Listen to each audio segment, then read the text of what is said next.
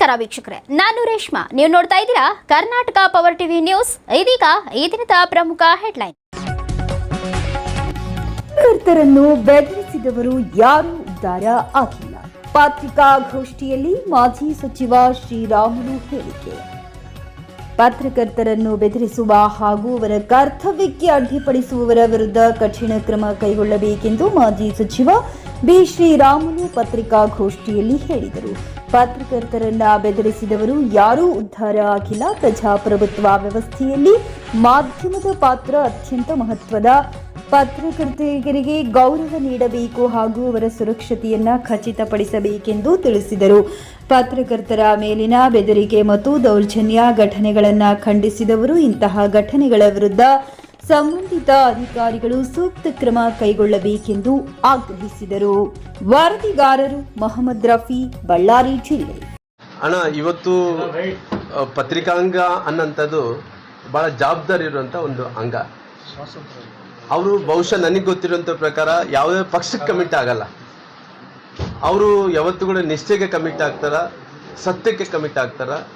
ಯಾವುದೇ ಕೆಲವೊಂದು ಒಳ್ಳೇದಾದಂಥ ಟೈಮಲ್ಲಿ ಒಳ್ಳೇದನ್ನು ನೋಡಿಸ್ಕೊಡೋಂಥವ್ರು ಪತ್ರಕರ್ತರು. ಬಹುಶಃ ನಮ್ಮ ಇತಿಹಾಸದಲ್ಲಿ ಪತ್ರಕರ್ತನ ಬೆದರಿಸಿದಂಥವ್ರು ಯಾರುಗಳು ಉದ್ಧಾರ ಆಗಲಿಲ್ಲ. ನಾನು ಹಳೆಯ ಕಾಲದಲ್ಲಿ ನಾನು ಸುಮಾರಾಗಿ 1980ರಿಂದ ನಾನು ನೋಡ್ಕೊತ ಬಂದಿನಿ. ಬಹುಶಃ ಈ ಸಂಪ್ರದಾಯ ಇತ್ತೀಚೆಗೆ ಏನು ಪ್ರಾರಂಭ ಆಗಿದೆ. ಯಾರೋ ಬಹಳ ಮಂದಿ ಪತ್ರಕರ್ತರು ಕೂಡ ಇತ್ತೀಚೆಗೆ ನಾನು ನೋಡ್ತಾರೆ ರಾಜಕಾರಣದಲ್ಲಿ ಸೇರಿಬಿಟ್ಟಾರ. ಆ ಪಾರ್ಟಿಯಲ್ಲಿ ಈ ಪಾರ್ಟಿಯಲ್ಲಿ ಗುರ್ತಿಸ್ಕೊಂಡ್ಬಿಟ್ಟಾರ. ಅದು ಕೂಡ ನವೀನ್ ಸಂಗೀತನ ಅಲ್ಲ, ಹಂಗಲ್ಲ ಪಾಪ. ಯಾಕಂದ್ರೆ ಪತ್ರಕರ್ತರು ಅವರು ಹುದ್ದೆಯನ್ನು ಅಲಂಕಾರ ಮಾಡೋಂಥ ಟೈಮಲ್ಲಿ ಅವ್ರು ಕೂಡ ಪ್ರಮಾಣ ವಚನ ಸ್ವೀಕಾರ ಮಾಡೋಂಥ ಒಂದು ಪ್ರಾಮಾಣಿಕವಾದಂಥ ಹುದ್ದೆ ಇವತ್ತು ಅಂಗ, ಬಹಳ ದೊಡ್ಡ ಅಂಗ ಅಂದ್ರೆ ಪತ್ರ ಅಂಗ. ಹಂಗಾಗಿ ಇವತ್ತು ಪರಿಸ್ಥಿತಿ ಏನಾಗಿದೆ ಅಂತ ಹೇಳಿದ್ರೆ, ಇವತ್ತು ಕೆಲವು ಮಂದಿನ ನಾನು ವಾಟ್ಸಪ್ ಫೇಸ್ಬುಕ್ ಅಲ್ಲಿ ನೋಡೋಂಥ ಟೈಮಲ್ಲಿ ಅವರು ಇವರು ಅಂತ ಹೇಳ್ಕೊಂಡು ಹೋಗ್ತಾರೆ. ಹಂಗೇನು ಬೇಡ. ನನಗೆ ಬಹಳ ನವೀನ ಸಂಗೀತ ಏನಂದ್ರೆ, ಮೊನ್ನೆ ನಮ್ಮ ಯಾರೋ ಸಂಜಯವಾಣಿ ಮಲ್ಲಯ್ಯ ಮೋಕ ಮಲ್ಲಯ್ಯ ನಮ್ಮೇಲೆ ಕೂಡ ಸಿಟ್ಟಾತ. ಯಾವತ್ತು ನಮ್ಮನ್ನ ಇಲ್ಲಿ ಬಂದ ತಕ್ಷಣ ಕುರ್ಸಿ ಹಾಕ್ಯಾರೇನ್ರ, ಏನ್ ಹಾಕಿ ನೀವು ಏನು ಟೀ ಕೊಡ್ತಿರ್ಲಿಲ್ಲ ಅಂದ್ರೆ ಬೆದರಿಸದ ಆತ ಕೂಡ. ನಾನು ಯಾವತ್ತು ಕೂಡ ಮಲ್ಲಯ್ಯನ ಯಾವತ್ತು ಕೂಡ ನಮ್ಮ ಮೋಕ ಮಲ್ಲ ಅಂದ್ರೆ ಮುಂಚೆ ಸಂಜೆ ಮಲ್ಲಯ್ಯ ಅಂತಿದ್ದೆ. ಆ ಮಲ್ಲ ಇವತ್ತು ಕೂಡ ನನಗೇನು ಕ್ಲೋಸ್ ಫ್ರೆಂಡ್ ಏನಲ್ಲ. ಆ ಮಲ್ಲಯ್ಯ ವಿಚಾರ ಬಂದಂತ ಟೈಮಲ್ಲಿ ಮಲ್ಲಯ್ಯ ಆಗಲಿ ಇನ್ನೊಬ್ಬರಾಗ್ಲಿ ಯಾವೊಬ್ಬ ಪೊಲಿಟಿಷಿಯನ್ ಅನ್ನಂತವ್ರು ಎದುರಿಸಂತ ಕೆಲಸ ಬೆದರಿಸಂತ ಕೆಲಸ ಆಗಬಾರ್ದು.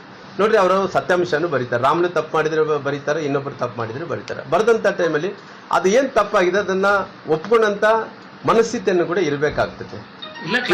ಕ್ಲಾರಿಫಿಕೇಶನ್ ಅನ್ನು ಕೊಡ್ಬೇಕು. ಈ ರೀತಿ ಬೆದರಿಸುವಂತದ್ದು ಯಾರಿಗೆ ಶೋಭೆ ತಂದ್ಕೊಡಿ. ಈ ಸಂಪ್ರದಾಯ ಎಲ್ಲಿಂದ ಬರ್ತದೆ? ಅದೆಲ್ಲ ಹಂಗ ಆಗಬಾರ್ದು. ಯಾಕಂದ್ರೆ ಆ ಬಡವರು ಪತ್ರಕರ್ತರು ಸಂಬಳದ ಮೇಲೆ ಬದುಕಂತವ್ರು ಅವ್ರನ್ನ ನಾವು ಬೆದರಿಸಿದ್ರೆ ಏನ್ ಮಾಡ್ತಾರೆ?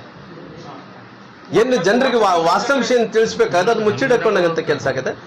ಈ ರೀತಿ ಮಾಡಂತ ರಾಜಕಾರಣಿಗಳಿಗೆ ಅದು ಶೋಭೆ ತರಂತದಲ್ಲ. ಹಂಗ ಈ ರೀತಿ ಸಂಪ್ರದಾಯವನ್ನು ಬಳಸಂತದ್ದು ಕೂಡ, ಆ ಶಬ್ದಗಳನ್ನು ಬಳಸಂತದ್ದು ಕೂಡ ಸರಿಯಲ್ಲ ಅನ್ನಂತ ಮಾತನ್ನು ಕೂಡ ನಾನು ಹೇಳ್ತೀನಿ. ಮಲ್ಲಯ್ಯರ ವಿಚಾರದಲ್ಲಿ ನನಗೇನು ಆತನ ಫ್ರೆಂಡ್ ಏನಲ್ಲ ಮಲ್ಲಯ್ಯ, ನಿಷ್ಠುರವಾದ ನಾವು ಹೆಂಗ್ ಬೇಕಾಗಿ ಮಾಡಿಕೊಂಡ ಅಂದ್ರೆ ನಾನು ಆ ರೀತಿ ಏನಿಲ್ಲ. ಆದ್ರೆ ಕೂಡ ಈ ರೀತಿ ಮಲ್ಲಯ್ಯನ ಅಂತಲ್ಲ ಯಾರಿಗೂ ಕೂಡ ಮಾಡಬಾರ್ದು, ಯಾವೊಬ್ಬ ರಾಜಕಾರಣಿಗಳು ಕೂಡ ಮಾಡಬಾರ್ದು ಈ ರೀತಿ. ಇಲ್ಲ, ಮಲ್ಲಯ್ಯರಿಗೆ ಇವತ್ತು ಕಾನೂನು ಬಹಳ ಬಿಗಿಯಾಗಿದೆ. ಒಳ್ಳೆ SP ಗಳಿದಾರ, ಒಳ್ಳೆ ಅಧಿಕಾರಿಗಳಿದಾರ, ಒಳ್ಳೆ ಇವತ್ತು ಸಿಸ್ಟಮ್ ಗಟ್ಟಿ ಆಗಿದೆ. ಮುಂಚೆ ಹಳೆಯ ಕಾಲದಲ್ಲಿ ಆದ್ರೆ ಆ ಸಿಸ್ಟಮ್ ನಡೀತಿದ್ದಿಲ್ಲ. ಇವಾಗ ಸಿಸ್ಟಮ್ ಗಟ್ಟಿ ಇರೋ ಕಾರಣ ಯಾರು ಎದುರೋದು ಏನು ಬೇಕಾಗಿಲ್ಲ. ಎಲ್ಲರನ್ನ ಕಾಪಾಡೋದಂತ ಕಾನೂನು ಕಾಪಾಡ್ತಾರೆ. ಇಲ್ಲ, ನನ್ನ ಸಪೋರ್ಟ್ ಅನ್ನೋದಕ್ಕಿಂತ ಕಾನೂನು ಅವ್ರಿಗೆ ಸಪೋರ್ಟ್ ಮಾಡ್ತದೆ.